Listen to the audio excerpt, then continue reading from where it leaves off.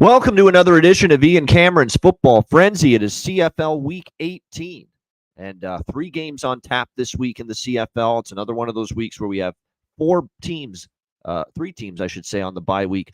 All 3 of them in the East Division, Montreal, Ottawa, and Toronto, all have the bye week.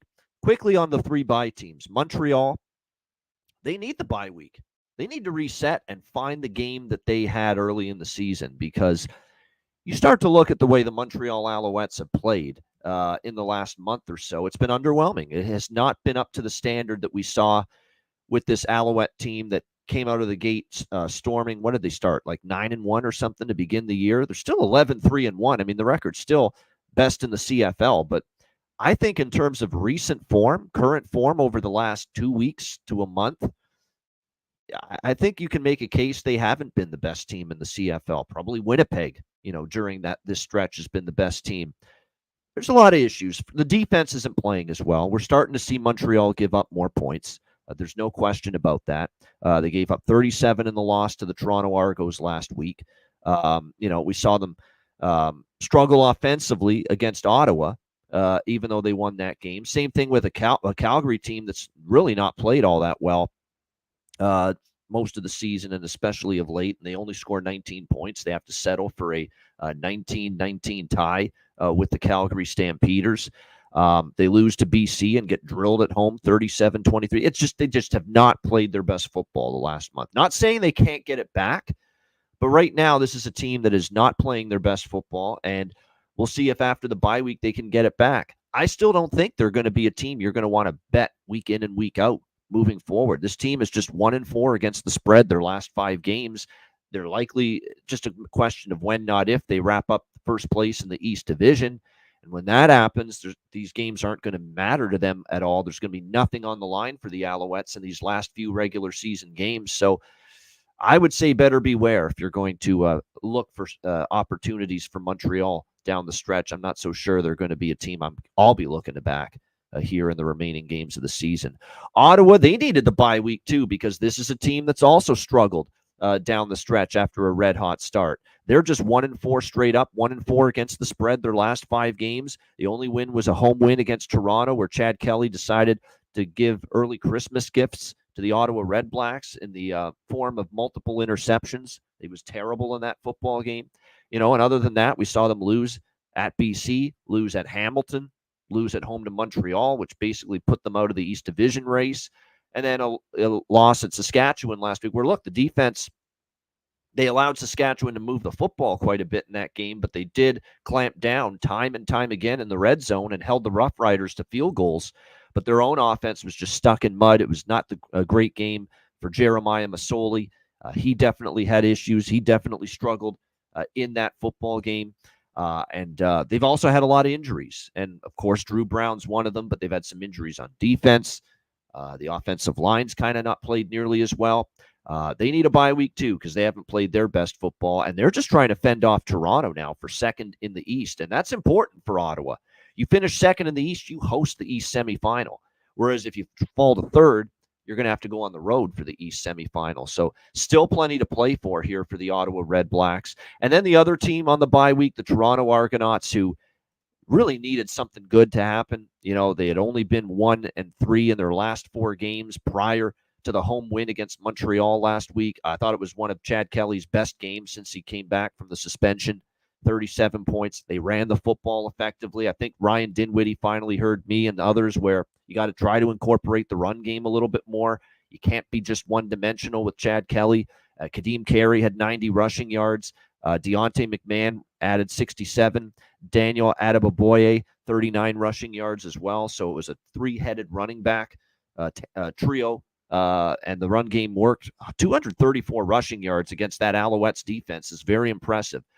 But can we see that week in and week out from Toronto? That's the problem. We haven't always seen that consistently from them, but it was a much-needed win, a huge win for them, because now it puts 2 games of distance between them and, unfortunately, my Ticats, who really didn't gain much ground even after beating BC last week in the playoff race. based on what happened in the other games.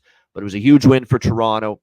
Third in the East. They've got a much better chance of solidifying that spot. And that win also allows them to still dream about maybe surpassing Ottawa for second in the East and being able to get that East semifinal on their home field. All right, let's get into Week 18. 3 games on the slate. We will begin with a game that I will be at later tonight. Winnipeg, Hamilton. This is probably the game of the week on paper. Probably the 2 hottest teams in the CFL right now going at it. Winnipeg, 4-point road favorites, 50.5 the total in this game. I'm going to be homer and take Hamilton, but again, we talked last week. Hamilton's on a 5-0 against the spread run in their last 5 games, 4-1 straight up, 4 wins in a row, 5 straight point spread covers. I've been backing Hamilton a lot during this time, and I say if it ain't broke, don't fix it. Now, this is a big step up in class. You're playing Winnipeg, but 2 things in Hamilton's favor. One is that Winnipeg just waxed Edmonton 55-27 last week to sweep the home-and-home series with the Elks, and a win that puts Winnipeg in a spot where they've probably done enough to win the West Division. I mean, Saskatchewan could catch them, but again, they have the tiebreaker with Saskatchewan, where if they're tied in wins, it goes to Winnipeg because of the season series that they won over the Rough Riders. So this kind of feels like a spot where after the big back-to-back wins against Edmonton, you're almost home free in terms of winning the West. Do they stumble here? Do they read their press clippings a little bit? And you also have to think too, this is a game Winnipeg wants to win. This is a game Hamilton has to win. There's no room for error because of the fact Toronto won last week, Saskatchewan won last week. As far as the crossover spot is concerned, there's no room for error for Hamilton. Now, the good news is BC has become the target for them because BC now is 7-8, Hamilton 6-9, and Hamilton's just 1 game behind them. So this is a huge game. There's only 3 left on the schedule, I believe, for this Ticats team. They have to make do with every game they've got remaining. And it starts here against Winnipeg. It's not going to be easy the way Brady Oliveira is running the ball. Zach Collaros is probably playing his best football throwing the ball that he has at any point this season. The defense has been very strong all year for the Blue Bombers. It'll be a big test for that potent, explosive Hamilton offense and for Bo Levi Mitchell, who has just been on absolute fire the last few weeks. It's a great football game. I can't wait to be there in person to watch it tonight. Because I've been on Hamilton multiple weeks in a row, I'm going to come back to them. Do I love it? Maybe not as much as some of the other bet-on spots for Hamilton the last few games, but you're still getting 4. It was 4.5 earlier in the week. There are a couple injury concerns for Hamilton, including Shamar Bridges, one of their better receivers, but you still have Tim White. You still have Keandre Smith. You're going to give Giovanni Robinson more opportunity, Stephen Dunbar more opportunity to spread it around. Greg Bell out too at running back, but James Butler comes in, and you're talking about a guy that's very capable. So, and let's also not forget Winnipeg has not done well here in Hamilton. Last 2 years, the Bombers have made the trip to Hamilton. We've beaten them, and we've beaten them pretty soundly. And surprisingly, both times I remember, we weren't great. Winnipeg was, and I'm like, wow, I didn't see that coming. And we played a hell of a game against Winnipeg at Tim Hortons Field. Ticats have beaten the Bombers 2 years in a row here at Tim Hortons Field in the regular season. So, like I say, I think the home dog price with Hamilton is worth a bet, +4. Total is weird because Winnipeg's been trending under, although last week it flew over with Edmonton. Hamilton's a tough team to bet under, though, right now. I lean over. I like Hamilton in that game. All right, Calgary, BC, the second game on Friday night. The BC Lions, 8.5-point home favorites, 52 the total in this game. I can't believe I'm saying this or thinking this, but for the first time in ages, I feel like I'm leaning Calgary in this game. Is BC playing well enough to lay 8.5 right now? I don't know if that's the case. I mean, it continues to be no consistency at the moment in BC's offense. It'll look great for a period of time, and it'll stagnate for a period of time. I mean, it's definitely not been the return to the CFL Nathan Rourke was hoping for. They were without Alexander Hollins last week in the loss to Hamilton. We'll have to see if he's able to come back from injury, one of their best receivers. But the problem for BC, again, the last few games since beating Montreal, it's been their defense. It's gone back to really struggling. No pass rush, struggling a bit against the run, giving up big plays, committing penalties. like the PI call in the end zone in overtime, which led to the loss to Hamilton last week. They're really struggling on that side of the football. 65 points allowed, both at home in their last two games combined against Toronto and Hamilton. So that's a defense that's not playing well. You go back and look at the last 9 games, 7 of those 9 games, BC's given up 23 or more. Unfortunately for, or I should say, fortunately for BC, they're playing a Calgary team that's given up 31 or more in 5 of their last 6 games. This is an atrocious Calgary Stampeders defense.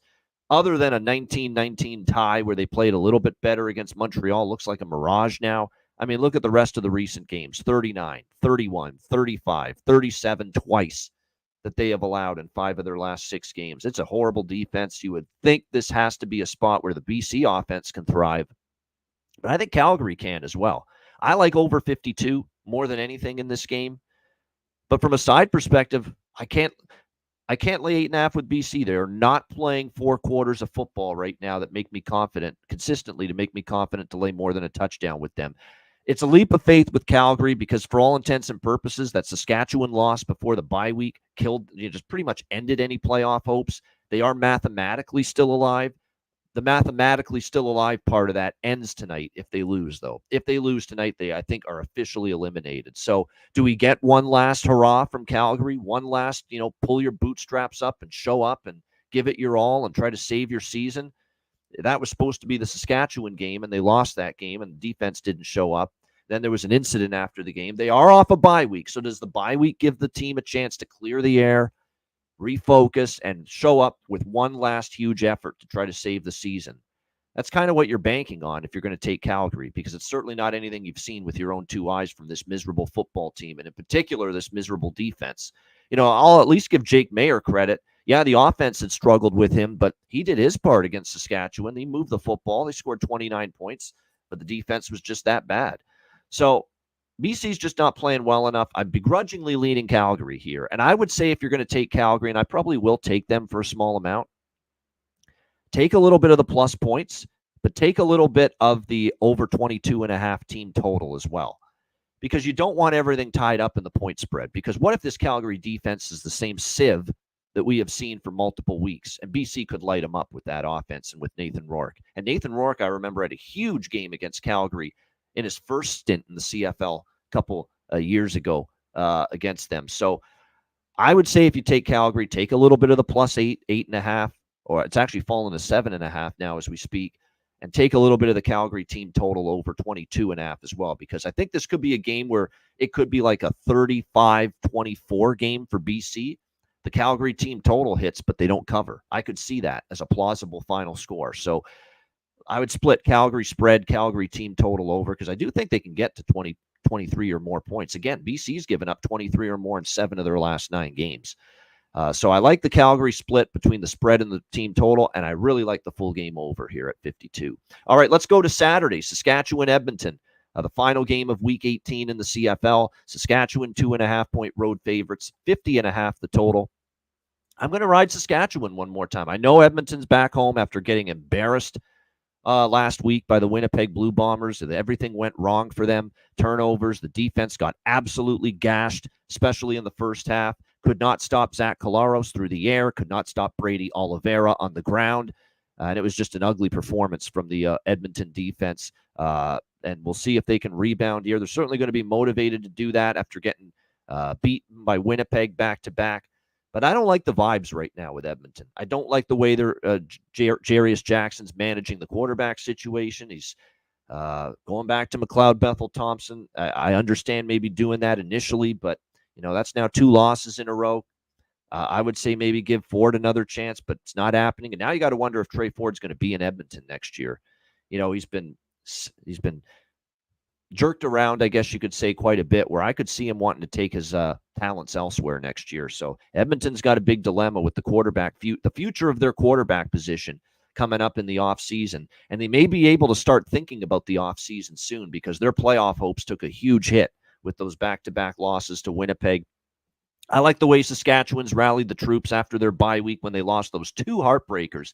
Let's not forget about Saskatchewan, that people were throwing this team into the garbage like they're a bad football team. Look at all the losses during that winless skid. 3-point loss to Montreal, 1-point loss to Toronto, 2-point loss to Winnipeg, and then in the rematch against Winnipeg, they lost by 5. They were right there. One play here, one play there. They win some of those games, and maybe they probably win maybe 2, 3, or even 4 of those games with just maybe one extra touchdown or offensive drive that goes their way or one defensive stop. But then they had the bye, and that was the week where at practice, Corey Mace was pretty angry with the way practice was going, and then coming out of that practice and that bye week, they played a great game against Calgary. Maybe not so much on defense, but on offense, they sure did. Rock Armstead's made a big difference to this Saskatchewan offense and his ability to run the football. And then they had a great game against red zone offense is going to have to be better because they did settle for too many field goals, Saskatchewan, last week against Ottawa. But their defense played great, probably the best defensive game the Riders have played in quite some time. I just think their trajectory now is going up again. And I think Edmonton's stock is starting to slide down again. So the fact we can lay less than a field goal here with Saskatchewan, pretty much if Saskatchewan wins the game, they probably cover the number. I'll take the Riders here. I'll go money line here with Saskatchewan in this game. Minus 130 is the best price you can get with the Riders money line here. Total's tricky. Saskatchewan road games have been up and down with overs and unders, but I know head-to-head this year we saw 2 games fly over the total. 29-21 in the first meeting here in Edmonton, which Saskatchewan won. And that's another reason why I don't mind backing Saskatchewan to win on the road here. This is not a scary home field. Saskatchewan won in Edmonton back in June, 29-21. Yes, Edmonton returned the favor, but that was a Trey Ford Edmonton team that night when they won in Saskatchewan 42-31 in August. But both games flew over the total, so I would lean over. 3 straight meetings in the series have gone, or 3 straight meetings head-to-head between these two teams dating back to last year have gone over the total.